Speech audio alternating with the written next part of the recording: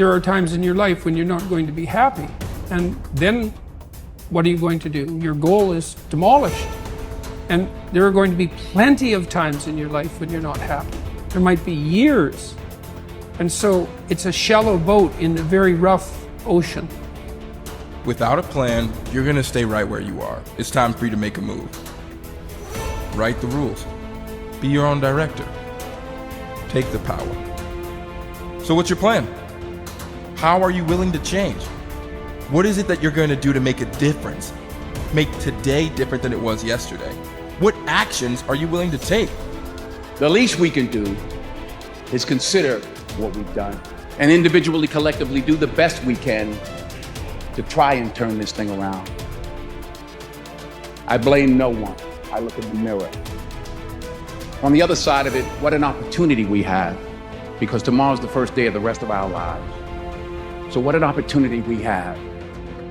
For far too long, you've allowed the volume of your past misfortunes, your past setbacks, and your past failures to play way too loudly in your speaker of life. I need you to turn down your past failures and make room to turn up your future success. You have got to change the way you think. It is the whole determining factor of where you go in life. We are all where we are today because we thought ourselves to this position. If you don't like the position, think yourself out of it. You know what passion is? Passion is an emotion. It's an emotion without an action. Passion will get you nowhere. Inner drive will get you nowhere unless you act on it.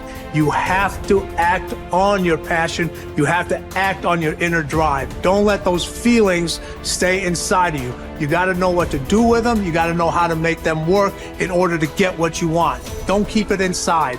And so embrace the fact that you're going to have to sacrifice and suffer to some extent. Once you've embraced that it's going to happen, it's almost not that bad. Push yourself, get it done, make it happen. Stop looking for external motivation and start building that fire inside of you. Start adding more logs, more petrol to those flames every single day. And when that thing tells you to quit, you look at it in his eye and say, I ain't going nowhere. I will break you before you break me. You will not defeat me. You will not destroy me. You owe it to yourself to feel the pride of knowing you made your life. You didn't get lucky. You worked for it. You sacrificed. When it was hard, you pushed harder.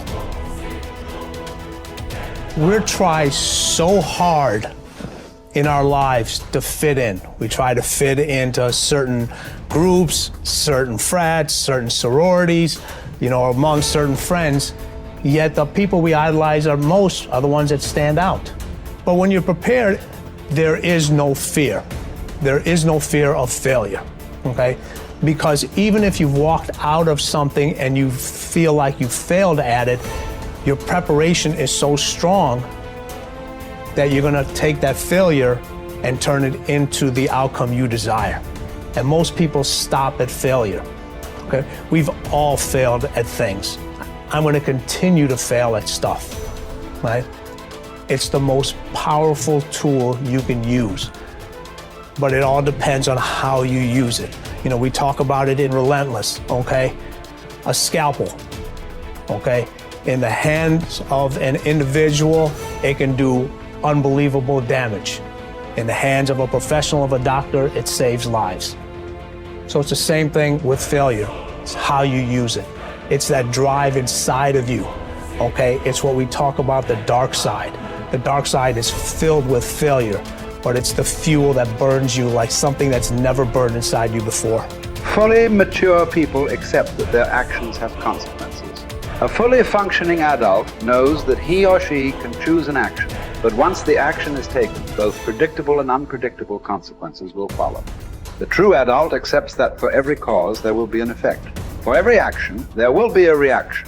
You can choose the action before you act, but you cannot choose or control the consequence or reaction afterward. Intelligent adults are very careful about the thoughts they think and the actions that they take. They do not fool themselves or engage in self-delusion. They don't pretend that things might happen differently, nor do they trust to luck. inactions also have consequences. What are called crimes of omission are often more serious to your long-term prospects than the mistakes you make. Omitting to think through your values, set clear goals, make plans, commit to excellence, and so on, can be disastrous to your possibilities of great success. The starting point of success is the acceptance of reality. What cannot be cured must be endured. Often people will come to me with challenges they are facing, and I will ask them this simple question: is this a problem or is this a fact? If it's a problem, it's amenable to a solution. There is something that you can do to change it. If you are not happy with the situation, it is up to you to go and do whatever you can to resolve it. A fact, however, is different from a problem. It is something that exists, like the weather, like rain or snow. There is nothing that you can do about it. You can solve problems, but the reality principle says that you have to learn to live with facts. Something unfortunate that has happened is a fact. A sale that did not go through, a business deal that collapsed, a relationship that didn't work out. All of these are facts. Many people waste an enormous amount of emotional energy struggling with facts when they would be much better off concentrating on doing better in the future. Your goal is to be happy, confident, and optimistic. The way that you achieve this is by making these positive responses so automatic that you remain predominantly happy, confident, and optimistic no matter what happens. You can achieve this result by taking specific, proven, practical steps that have been used by millions of people and which work with virtually unfailing certainty. The starting point is accepting complete responsibility for every aspect of your life. The law of sowing and reaping, whatever you sow or fail to sow, is going to determine what you reap in the end. The law of accumulation reminds us that everything counts. Every positive step you take is moving you toward building a great life for yourself. Every positive word or thought or image is deepening your belief and increasing your confidence in your ability to achieve wonderful things. Finally, remember the law of reversibility. If you act in a manner consistent with high performance and high self-confidence, those very actions will generate the feelings consistent with them. Every positive, constructive action that you take in the direction of your dreams and goals will reinforce your belief in yourself and in your ability to accomplish your ideals. The challenge for building good habits and breaking bad ones is often finding a way to pull the long-term consequences of your bad habits into the immediate moment. So you feel a little bit of pain right now and want to avoid it.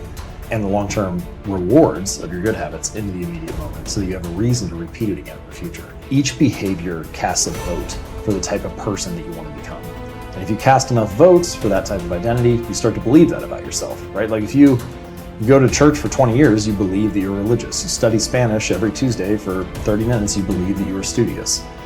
So in that way, your habits provide evidence of your desired identity. And I think that that is probably the ultimate reason that habits are so important. It's true, like habits can help you earn more money or be more productive or lose weight. And all that stuff is great. But in addition to the external results that habits provide, they also shape your sense of self. They are the engine or the avenue through which you learn to believe things about yourself. You have to have just one thing in mind: keeping on track, closing out all the noise and the clutter that gets in your way. You've got to identify your target. Let nothing stand in your way. You've got to keep your eye on the target until you've released the arrow. Let nothing capture your attention unless it's in the best interest of your ambition.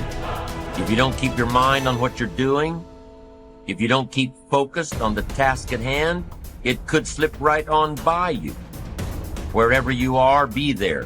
Whatever you're supposed to be doing for the moment, do it. You can't be thinking of everything you have to do at one time, all the time. You have to concentrate on just one thing at a time. One project, one job. You have to take it one task at a time and complete it. Do what you've set out to do. Keep your mind only on that one task. Why? If you don't, you won't accomplish anything. Concentration takes a lot of discipline. It takes a lot of discipline to demand privacy, to keep the do not disturb sign on your door while you're in the middle of an important job. It takes a lot of discipline not to answer the phone every time it rings at home. That's why they make voicemail and answering machines, so you don't have to answer the phone every time it rings. Your family will appreciate an uninterrupted dinner hour. Your night work will get done a whole lot faster. Concentrate on the work at hand and demand of yourself the discipline to stay focused.